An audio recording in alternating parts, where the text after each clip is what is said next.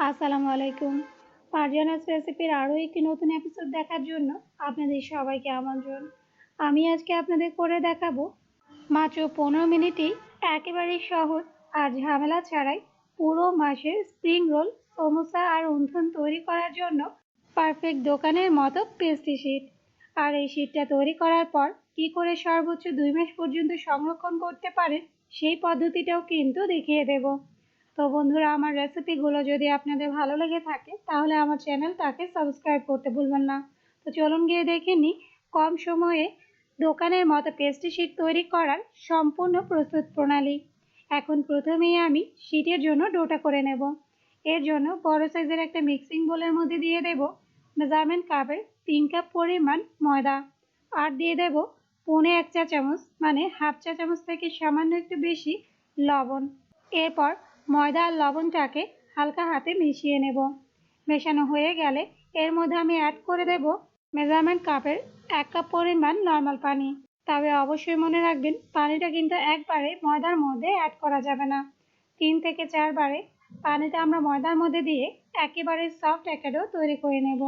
দেখুন, পেস্ট্রি শিটের জন্য কিন্তু ডোটা তৈরি করা হয়ে গেছে। এখন সামান্য পরিমাণে একটু তেল নিয়ে সম্পূর্ণ ডোর ওপরে খুব ভালোভাবে মাখিয়ে নেব। এরপর একটা পাতলা সুতির কাপড় দিয়ে ডোটাকে ঢেকে একটা সাইডে রেখে দেব 15 মিনিটের জন্য। 15 মিনিট পর আমি আপনাদের একটু ক্লোজ করে দেখিয়ে দিচ্ছি 15 মিনিট রেস্টে থাকার পর ডোটা কতটা স্মুথ হয়ে গেছে। আর অবশ্যই কিন্তু পারফেক্ট দোকানের মতো পেস্ট্রি শিট তৈরি করতে আমার দেখিয়ে দেওয়া প্রতিটা স্টেপই কিন্তু খুব ভালোভাবে ফলো করবেন। এখন এই ডোটাকে আবারও আমি হালকা হাতে 3 থেকে 4 মিনিট একটু মথে নেব। আর মথে নেওয়ার পর দেখুন ডোটা কতটা সফট হয়ে গেছে। এখন এই ডোটা দিয়ে কিন্তু আমরা শিটগুলো তৈরি করে নেব। এর জন্য প্রথমেই আমি ডোটাকে হাত দিয়ে একটু রোল করে সমান 2টা ভাগে ভাগ করে নেব। এরপর 1 ভাগ ডো আমি আবারও পাতলা সুতির কাপড় দিয়ে ঢেকে একটা সাইডে রেখে দেব এবং আরেক ভাগ ডো নিয়ে হালকা হাতে ঠিক এরকম রাউন্ড করে গোল বলের মতো করে শেপ দিয়ে নেব। এরপর সেই বলটাকে হালকা হাতে প্রেস করে এবং বলের ওপরে সামান্য পরিমাণে একটু ময়দা ছড়িয়ে একটা বেলনি দিয়ে একেবারেই বড় সাইজের একটা রুটি বেলে নেব। আর নর্মালি আমরা ঠিক যেই থিকনেসের রুটি বেলে থাকি সেই থিকনেসেরই কিন্তু আমি রুটিটা বেলে নেব। দেখুন, একেবারে বড় সাইজের একটা রুটি কিন্তু বেলা হয়ে গেছে। এখন এই রুটিটা কেটে নেওয়ার জন্য এখানে আমি স্কোয়ার শেপের এরকম একটা বাটি নিয়ে নিয়েছি। তবে আপনাদের কাছে যদি স্কোয়ার শেপের বাটি না থাকে কোনো সমস্যা নেই, আপনারা চাইলে এরকম রাউন্ড শেপের বাটিও কিন্তু ব্যবহার করতে পারেন। তবে চেষ্টা করবেন স্কোয়ার শেপের বাটি দিয়ে রুটিটাকে কেটে নিতে। দেখুন, সম্পূর্ণ রুটিটাই আমি একটা ধারালো নাইফ দিয়ে স্কোয়ার শেপ করে কেটে নিয়েছি। এখন কেটে নেওয়ার পর রুটির ধারগুলো তুলে আমি আবারও বোলের মধ্যে রেখে দেব। সেই সাথে দেখুন, স্কোয়ার শেপ করে 3 পিস রুটি কিন্তু কাটা হয়ে গেছে। এখন এখানে আমি কিছুটা সয়াবিন তেল নিয়ে নিয়েছি। এখন 2 পিস রুটির মধ্যে খুব ভালোভাবে আমি সয়াবিন তেলটা ব্রাশ করে নেব। আর বাকি 1 পিস রুটি কিন্তু আমরা এমনিতেই রেখে দেব, মানে সেই রুটিটার মধ্যে কিন্তু কোনো রকম তেল ব্রাশ করার প্রয়োজন নেই। এরপর তেল ব্রাশ করা রুটিগুলোর ওপরে কিছুটা পরিমাণ ময়দা ঠিক এভাবে ছড়িয়ে দেব এবং হালকা হাতে তেল আর ময়দাটাকে একসাথে রুটির মধ্যে মাখিয়ে নেব। আর অবশ্যই খেয়াল রাখবেন কোনোভাবেই যেন রুটির কোনো অংশ ফাঁকা না থাকে। খুব ভালোভাবেই কিন্তু রুটির ওপরে তেল আর ময়দাটা ছড়িয়ে নিতে হবে। দেখুন, 2 পিস রুটির উপরে কিন্তু আমি তেল আর ময়দাটা ছড়িয়ে নিয়েছি। এখন 1 পিস তেল মাখানো রুটির ওপরে আরেক পিস তেল মাখানো রুটি আমি বসিয়ে দেব। এরপর ওপর থেকে যে রুটিটার মধ্যে আমরা কোনো রকম তেল বা ময়দা মাখাইনি একেবারে এই প্লেন রুটিটা আমি বসিয়ে দেব। এরপর আবারও রুটিগুলোর ওপরে সামান্য পরিমাণ একটু ময়দা ছড়িয়ে একটা বেলনি দিয়ে বড় সাইজের স্কোয়ার শেপ করে একটা রুটি বেলে নেব। আর রুটিটা বেলার সময় খেয়াল রাখবেন যেন রুটির কোনো অংশ বেশি মোটা বা পাতলা না হয়। সমানভাবেই 4 ধার থেকে রুটিটাকে বেলে নিতে হবে। আর নর্মালি ঠিক যেই থিকনেসে আমরা রুটি বেলে থাকি সেভাবেই কিন্তু এই রুটিটা সেই থিকনেসেই বেলে নিতে হবে। খেয়াল রাখতে হবে রুটিটা যেন বেশি মোটা বা পাতলা না হয়। দেখুন, এর সাথেই কিন্তু স্কোয়ার শেপ করে একটা রুটি আমার বেলা হয়ে গেছে।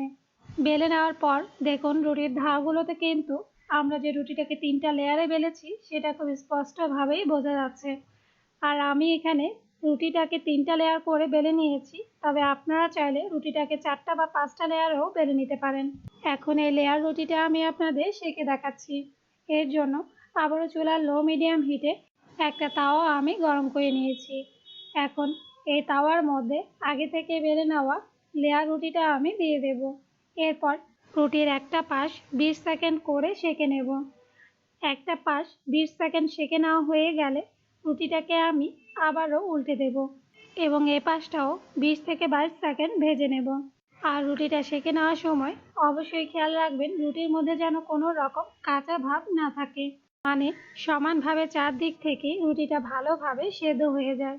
সেই সাথে রুটির দুপাশে যেন কোনো রকম দাগ না লাগে। দেখুন, একটা রুটি কিন্তু আমার সেঁকে নেওয়া হয়ে গেছে। এখন এই রুটিটা আমি তাওয়া থেকে তুলে একটা প্লেটে নিয়ে নেব এবং সেমভাবে বাকি রুটিগুলো সেঁকে নেব। দেখুন, সবগুলো রুটিই কিন্তু আমার সেঁকা হয়ে গেছে। এখন এই রুটিগুলো সম্পূর্ণ গরম থাকা অবস্থায় রুটির থেকে প্রতিটা লেয়ারই আমি আলাদা করে নেব। দেখুন, জাস্ট হালকা হাতে একটু টানলেই কিন্তু খুব সহজেই প্রতিটা লেয়ার আলাদা হয়ে যাবে। আর এরই সাথেই কিন্তু আমি সবগুলো লেয়ারই আলাদা করে নিয়েছি। এখন এই শীটগুলো যেহেতু একটা ছোট একটা বড় সাইজের, তাই শীটের ধারটা আমি সমানভাবে কেটে নেব। এর জন্য এখানে আমি স্কয়ার শেপের একটা বেকিং মোল্ড নিয়ে নিয়েছি। এখন শীটের ওপরে মোল্ডটাকে জাস্ট হালকা হাতে বসিয়ে দেব। এরপর এরকম একটা পিৎজা কাটার দিয়ে মোল্ডে শেপ করে সবগুলো শীটই কিন্তু কেটে নেব। আর কাটাকাটির এই কাজটা যদি ছুরি দিয়ে না করে পিৎজা কাটার দিয়ে করেন তাহলে কিন্তু খুব সহজেই রুটিগুলো কাটা যাবে। রুটির প্রতিটা ধার কেটে নেওয়ার পরে দেখুন অবশিষ্ট যে অংশটা রয়ে গেছে, এগুলো কিন্তু আপনারা চাইলে মুচমুচে করে তেলে ভেজে সমোসার পুরে অথবা চটপটির ওপরে দিয়ে খেতে পারেন। এতে কিন্তু চটপটি বা সমোসার স্বাদটা অনেক বেশি ভালো আসে। আর এরই সাথেই দেখুন তৈরি হয়ে গেছে পারফেক্ট দোকানের মতো টেস্টি শীট।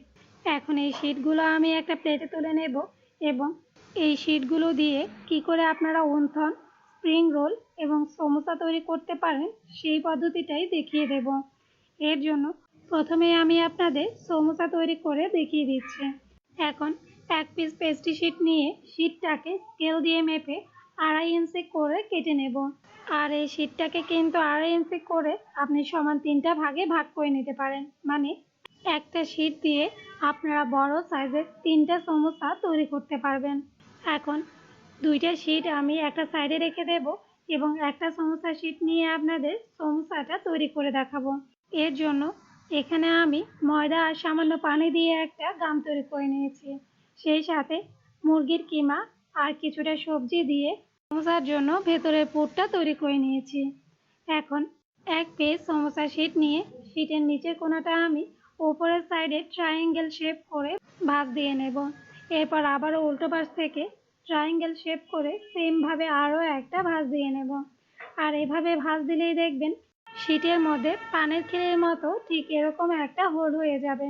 এরপর সেই হোলের মধ্যে আগে থেকে তৈরি করে রাখা কিমার পুরটা দিয়ে ভরিয়ে দেব এবং শীটের ওপর সাইডে যে বাড়তি অংশটা রয়ে যাবে তার মধ্যে কিছুটা পরিমাণ ময়দার গাম লাগিয়ে হালকা হাতে জাস্ট টেনে এনে নিচের সাইডে লাগিয়ে নিলেই কিন্তু তৈরি হয়ে যাবে একটা বড় সাইজের সমোসা। আর আমি কিন্তু চেষ্টা করেছি আপনাদের খুব সহজভাবে সমোসার ভাঁজটাকে বুঝিয়ে দিতে, কিন্তু তারপরও যদি আপনাদের বুঝতে অসুবিধা হয় কোনো সমস্যা নেই, আপনারা ভিডিওটা একটু ভালো করে ফলো করলেই কিন্তু সমোসার ভাঁজটা খুব সহজেই বুঝতে পারবেন। এখন এই সমোসাটা আমি একটা সাইডে রেখে দেব, সেই সাথে আরও এক পিস শীট নিয়ে নেব। আর এই শীটটা দিয়ে আমি আপনাদের স্প্রিং রোল করে দেখাবো। এর জন্য আবারও এক পিস শীট ডায়মন্ড শেপ করে বিছিয়ে নেব। এখন শীটের নিচের ধারে কিমার পুরটা আমি লম্বা রোলের মতো করে ছড়িয়ে দেব। এরপর শীটের দুই ধারে ময়দার গামটা লাগিয়ে দুপাশ থেকে শীটটাকে আমি ঠিক এভাবে ভাঁজ দিয়ে নেব এবং সব শেষে শীটটাকে নিচের পাশ থেকে ঠিক এভাবে রোল করে মুখের ধারে আবারও একটু ময়দার গাম লাগিয়ে সম্পূর্ণ শীটটা মুড়িয়ে নিলেই কিন্তু তৈরি হয়ে যাবে একটা স্প্রিং রোল। এখন এই রোলটাও আমি প্লেটের ওপর তুলে রাখবো। সেই সাথে এই শীটগুলো দিয়ে কি করে পারফেক্ট রেস্টুরেন্টের মতো উনথন তৈরি করতে পারেন সেই পদ্ধতিটাই দেখিয়ে দেব। এর জন্য আবারও একটা শীট নিয়ে শীটটাকে আমি সমান 4টা ভাগে ভাগ করে নেব। মানে একটা শীট দিয়ে আমরা এখানে 4টা অনথন তৈরি করব। এখন 3 পিস অনথনের শীট আমি একটা সাইডে সরিয়ে রাখবো এবং এক পিস শীট নিয়ে স্প্রিং রোলের মতো করে মানে বরফির মতো করে শীটটাকে বিছিয়ে নেব। এরপর শীটের নিচের পাশে সামান্য পরিমাণে একটু কিমার পুর দিয়ে এরপর নিচ থেকে শীটটাকে আবারও আমি রোল করে নেব। রোলটাকে 2বার প্যাচ করা হয়ে গেলে দুপাশ থেকে রোলের মাথাটা এনে মাঝখানে একটু ময়দার গাম দিয়ে লাগিয়ে নিলেই কিন্তু তৈরি হয়ে যাবে একটা রেস্টুরেন্ট স্টাইলের অনথন। আর এরই সাথেই কিন্তু তৈরি হয়ে গেছে একেবারেই কম সময়ে ঘরের তৈরি পেস্ট্রি শীট দিয়ে রোল, অনথন এবং সমোসা। এখন আমি আপনাদের এই শীটগুলো কি করে সর্বোচ্চ 2 মাস পর্যন্ত সংরক্ষণ করতে পারেন সেই পদ্ধতিটাই দেখিয়ে দেব। এর জন্য এখানে আমি একটা বড় সাইজের ছড়ানো থালের মধ্যে প্লাস্টিক র্যাপ নিয়েছি। এখন এই প্লাস্টিক র্যাপের ওপরে আগে থেকে তৈরি করে রাখা সবগুলো পেস্ট্রি শীটই সমানভাবে বসিয়ে দেব।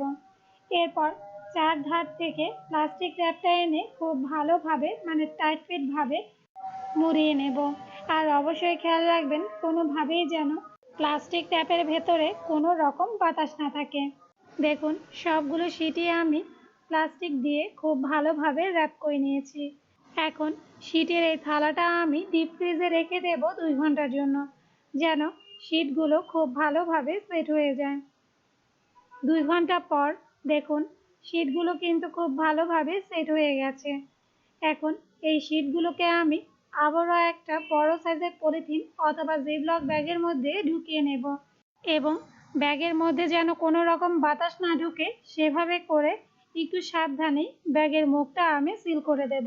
আর এখন কিন্তু আপনারা চাইলে যে কোনোভাবে ডিপ ফ্রিজে এই শীটগুলো সংরক্ষণ করে রেখে দিতে পারেন সর্বোচ্চ 2 মাস পর্যন্ত। আর সংরক্ষণ করে রাখা শীটগুলো দিয়ে নাস্তা তৈরি করতে চাইলে অবশ্যই আধা ঘন্টা আগে ডিপ ফ্রিজ থেকে বের করে রাখবেন। আধা ঘন্টা পরেই দেখবেন শীটগুলো একেবারে নর্মাল রুম টেম্পারেচারে চলে আসবে। তো বন্ধুরা এখন থেকে আর বাহিরের পেস্ট্রি শীট না কিনে নিজেই ঘরে স্বল্প সময়ে তৈরি করে ফেলুন কোনো রকম ঝামেলা ছাড়া পারফেক্ট দোকানের মতো পেস্ট্রি শীট। আর আমার রেসিপিগুলো যদি আপনাদের ভালো লেগে থাকে তাহলে আমার চ্যানেলটাকে সাবস্ক্রাইব করবেন আর আমার প্রতিটা রেসিপি ফ্রেন্ডস এবং ফ্যামিলির সাথে শেয়ার করবেন। আজ এ পর্যন্তই। আগামীকাল আবার দেখা হবে আরও একটি নতুন রেসিপির সাথে। সেই পর্যন্ত সবাই ভালো থাকবেন। আল্লাহ হাফেজ।